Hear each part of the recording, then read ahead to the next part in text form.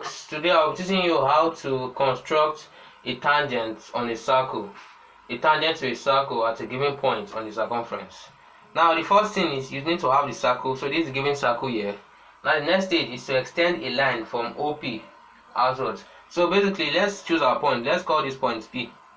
Now this is the point from which we want to draw the tangent, so we're going to extend the line from this OP outwards, outside the circle.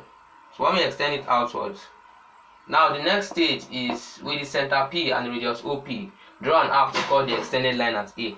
So center P and radius OP, I'll draw a line to cut the I'll draw a line to cut it at A. Now let's call this A. Now the next thing for us to do is we are going to bisect OA.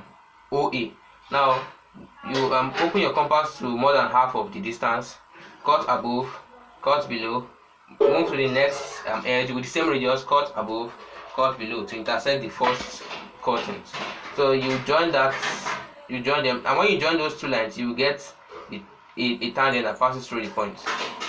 So this is a tangent. Let's call this tangent TT. So this is TT, and it is a tangent drawn to a circle from a given point P on its circumference.